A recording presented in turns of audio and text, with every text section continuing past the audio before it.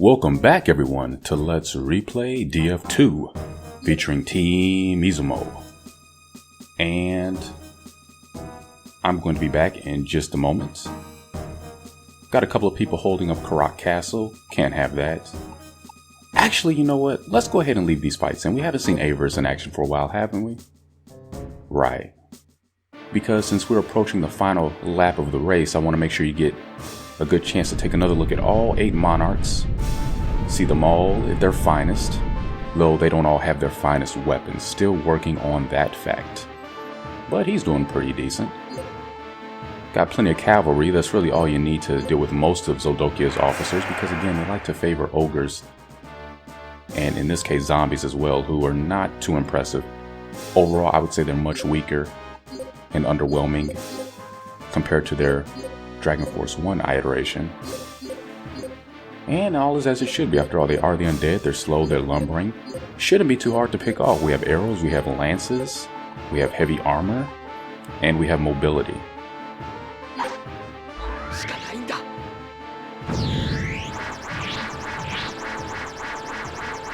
And Sonic Blast. Not to be confused with Sonic Wave. The names were switched in this version, so if you're used to DF1, I don't know why I shut up. He's not really saying anything there. Just force a habit. And of course, their tried and true bread and butter, D-Black, taking away all of our ground units. Ogres are not affected by it, so when the time comes around and the tables do turn, don't expect me to be using that too much. For Bart's, probably going to switch to Tidal Wave a little bit more, which on the flip doesn't affect air units, so one door closes, another door opens, and then that door closes, and then another door opens. But it's fine. Little ore shot to help save the day. I could put my archers on standby, so I guess I will. Might as well play it smart while we're at it. So I'm just kicking back in my comfortable little seat here, leaning back, but not too much. Gotta watch your posture. Just trying to have a grand old time here. Thanking you all for joining me in that. Hopefully you're having a great day. If you're not, now's the time to start, please. Because everything we do for you. Here we're fighting for Legendra, trying to be better people, trying to make the world a better place for everybody to live in and enjoy.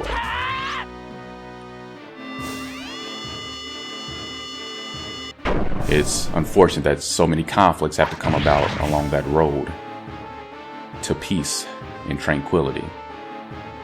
But there can never be any true tranquility. This is all relatively speaking. There's a certain standard that we're trying to set here. We don't expect everybody to walk down the street, you know, singing lullabies, holding hands, and, you know, dancing around the campfire. We just want folks to be able to travel from country to country without being, you know, attacked by a mob of dark elves for no apparent reason. Because apparently they think the land owns... No, they don't think the land owns them. They think they own the land. And that's really what the problem is here. I don't know the full story. I don't know if they were banished, exiled, you know, a little retribution, retaliation. That's the name of the game. It's a game we've all seen before. If that's the case, then both sides are guilty on some level. But, you know, they haven't really divulged the full story because, again, in Legendra of old, they were not really ever mentioned at all. So there. Yeah, D-Black wouldn't really be helpful here. I do believe we just talked about this.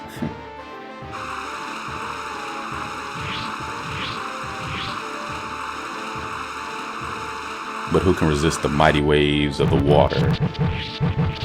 Not when it's rushing. Mightiest force on earth. And at the same time, also the most gentle. So poetic in its beauty and simplicity and magnitude. Do it again.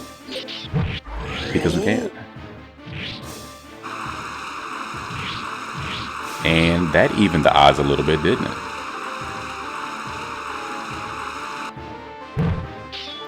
Yeah, it's amazing what 500 years has done to the topography of the geography here, but at the same time, I would imagine it's more supernatural than not, because after the Great Sealing Terrace talked about, I would imagine the great magic was involved, and that magic probably had catastrophic level effects on the surrounding environment, which is why the map of Legendra, I would imagine, looks so different to what it used to. So I think that's a plausible explanation for it. In terms of a developer's reasoning, I'm sure that they wanted to change it up so that you weren't playing the exact same map.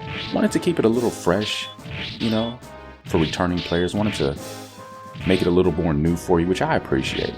I'm sure a lot of folks when they first played this were thinking, what did they do? This isn't where Topaz belongs. Why is Izumo over here?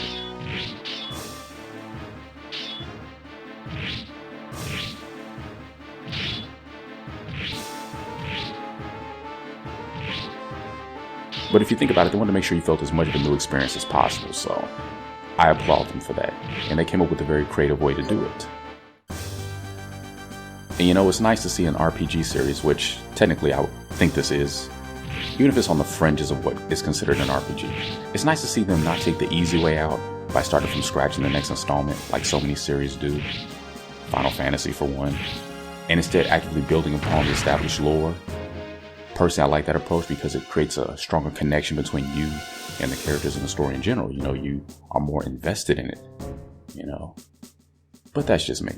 And I'm not trying to throw Rotten Tomatoes Square Enix's way. Some of my favorite RPGs are Final Fantasy games, mostly 6 and 10, or X. X. But in general, the series, I don't know, they're kind of playing us off for fools in a way.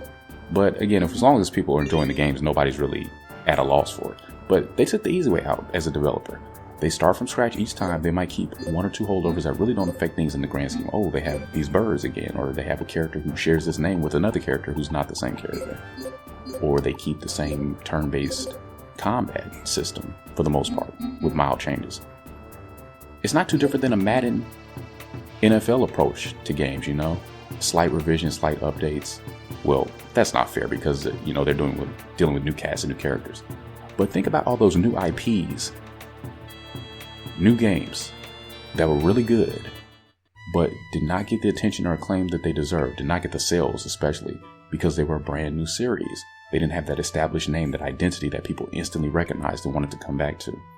So that's what's so brilliant about their approach to RPGs. They put out a new RPG essentially every year or 2 or 3. Slap the Final Fantasy name on it, and people are going to buy it because it says Final Fantasy, even though in reality it has very little to do with the previous installments in most cases. They've had very few proper sequels to Final Fantasy games, you know, which tells you something. It's like, how are you having, it's like almost like a sub-level sequel. It's like you have a sequel to a sequel, but it's really crazy when you think about it like that. But again, that's smart on their part, you know? It's like, hey, instead of creating these new RPGs constantly and taking a big risk on them, let's just keep slapping the same name on them and people are going to buy it, you know? Sure, it's a lot of time, development resources, coming up with new casts, new world and all that, but it'd be money regardless, you know?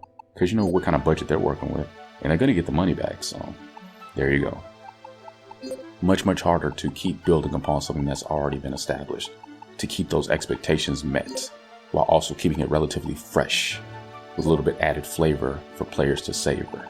So nobody really wants to take too big of a risk without that return, that reward, which is never promised, but always hoped for.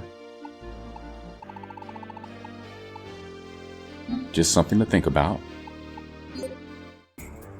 But really wasn't anything to talk about in domestic affairs, so I didn't. Just business as usual. About to take down this next castle, be back momentarily. And the deed is done. Except not, I fooled you. It will be though, because we have Ralph and some other no name.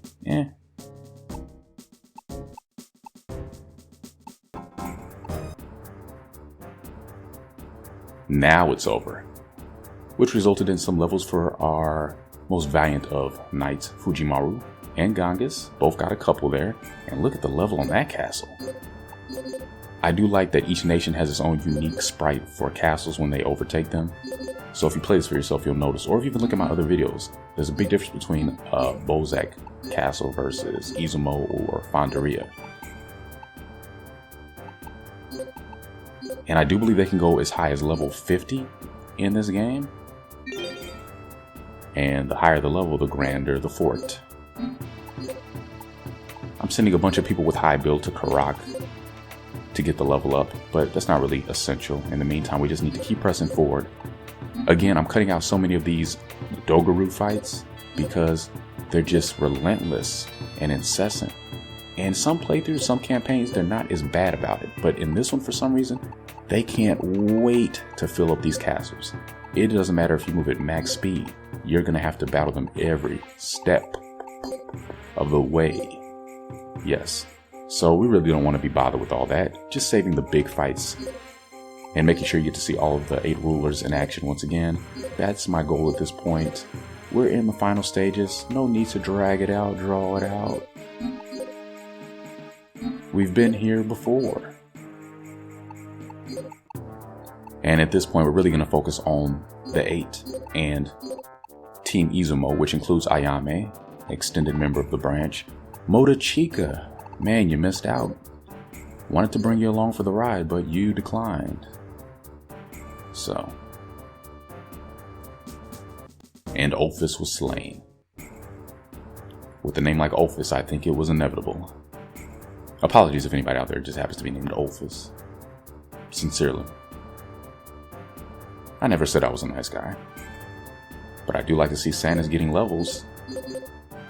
Because that's kind of where she's hurting, her and Rennie. But everybody here is pretty high level that we're facing. Typically level 20 and higher. So it's easy to catch up. Very, very easy.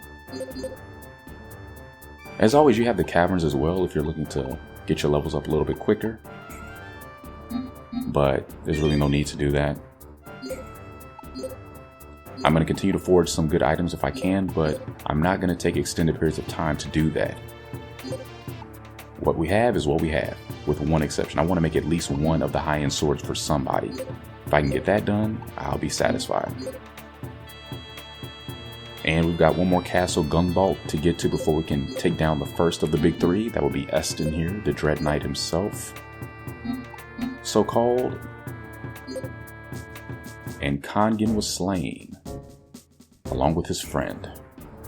Because unfortunately there's no other option. They refused to negotiate. Again, that's one option that we don't have here. And Bart's finally got an offensive ability, so he's 10 times more useful. Which is saying something because he was already useful.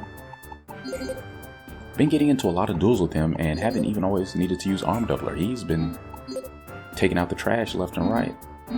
Day or night, rain or snow, doesn't faze him. And just scouting out, doing some reconnaissance. He's got 3 with him. So we want to bring a full set because Estan is going to take 2 generals at least to deal with. He has silence, high attack, high charge rate, and is very obnoxious in a one-on-one fight. So, things we need to keep in mind, I think, to ensure everybody's survival. Though really the only one in danger of not surviving at this point is Kaede. But I am not letting a game over smear the face of this LP. Worse things could happen, but it's not going to happen. We don't need to worry about it. We're living stress-free over here, so everybody can just take a back seat and breathe easy. And with a team like this, why would we be worried? Look at this. So much power under one house. So we're going to spread out before it explodes by our sheer awesomeness of ability. Ever there, just building for us. And let's see what the Dread Knight has to say for himself.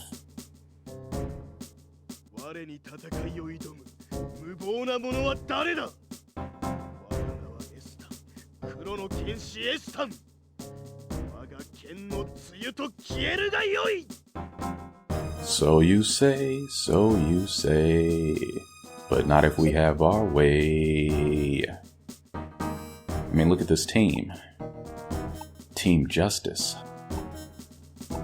Quickly took care of John Fader and the rest of them, leaving mystery. Because who's behind the mask? I don't know.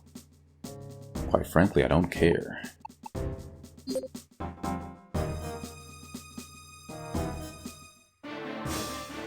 So I'm just comparing people to Dragon Force 1. How do you think he compares to Xanon, who I think he's obviously a callback to? They both have a pretty impressive design to them. I don't know. I think it could go either way, 50-50 split. They're both pretty memorable. I don't know, Xanon had those horns though. He might get points for that. And the fact that you could actually recruit him potentially. I've heard. I still have yet to do it for myself, but I still have yet to play DF1. It's been years since I played it last. And I've been considering LPing it, and that would be my opportunity to try out Xanon. I've talked about this before. But the way time is looking these days, I have so little free time. Even less now. And my backlog is unbelievable because I can only do so many LPs at a time. No commentary is easier because I can record that anytime that I'm not working. Potentially, at least, because it just involves me recording the game. I can even record with the headphones on so nobody else is bothered by the volume. And that's why it's so easy. I can do it any time of day. But with commentary, there's so many other factors that come into play.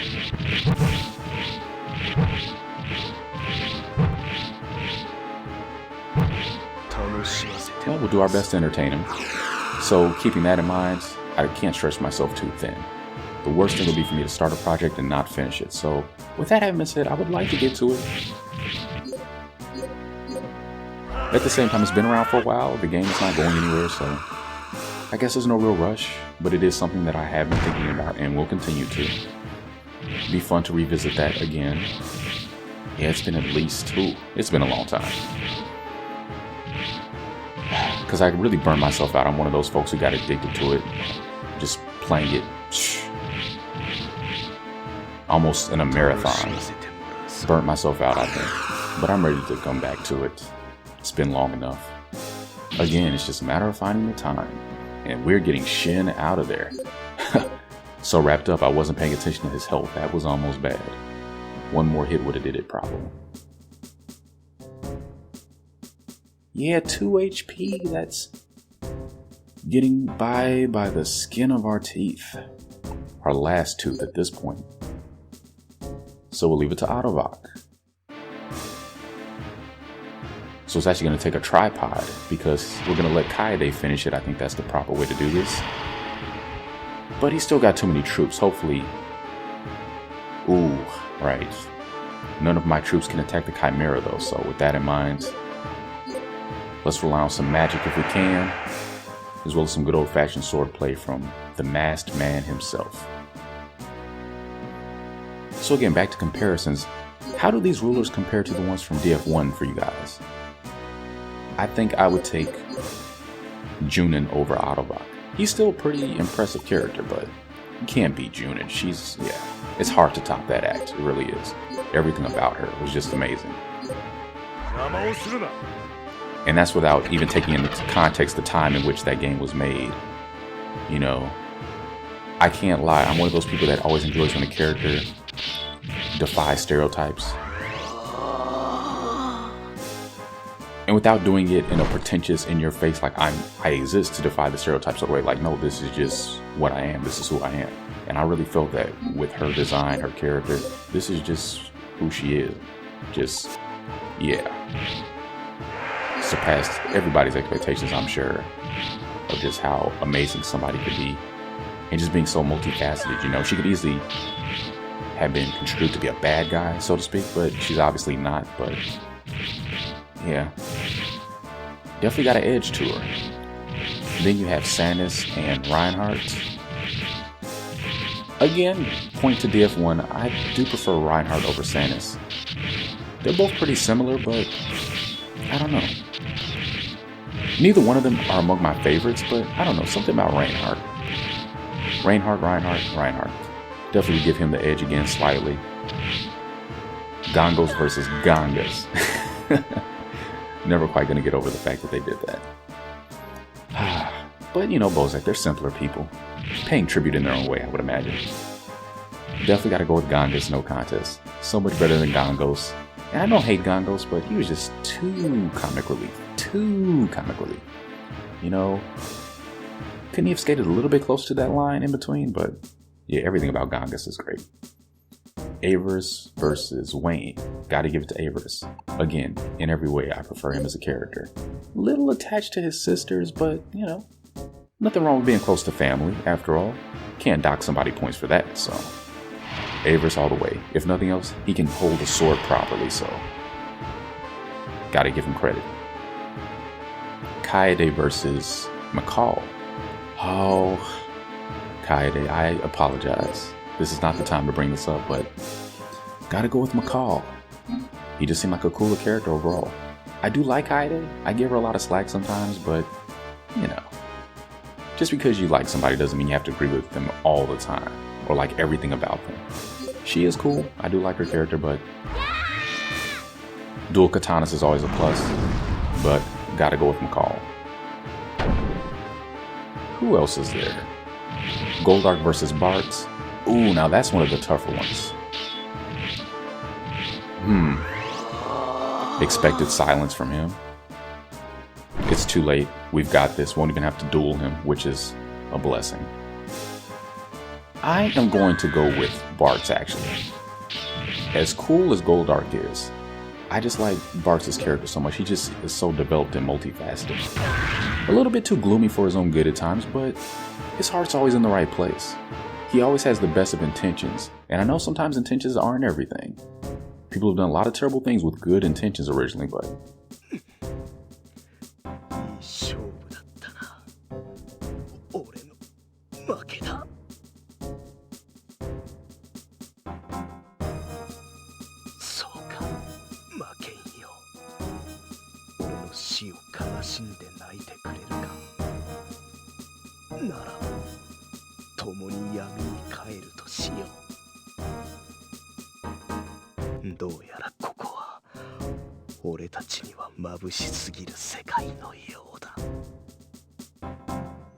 and thus ends the reign of the mighty Dread Knight himself.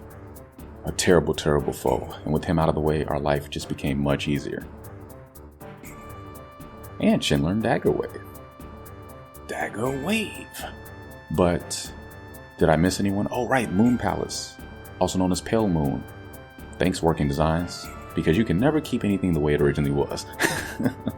But Terrace and Rennie, that's another tough one because I actually did like Terrace. I know a lot of people give her slack because she was such a wimp in battle, but it was her design more than anything. That floating cape sort of thing they got going on there. Same thing with Reinhardt. Reinhardt, whatever. I really like that. Also, her scepter looks pretty cool. And I usually go for elf characters. They're some of my favorites in fiction. So Terrace versus Rennie. Again, Rennie is obviously a callback to Terrace in every way. So I don't feel like I have to choose, so I won't. I'll call that one a tie because I really like both of them. And I hope I didn't forget any monarchs because that's about it for the episode. Oh, Topaz. Leon versus Shin. That's a tough one because I like Leon a lot actually, and Shin. We'll call that one a draw for now. And this will end the battle. Look at what we've done, guys. How far we've come. Just 3 enemy occupied castles to go. So until the next video, please have a wonderful day.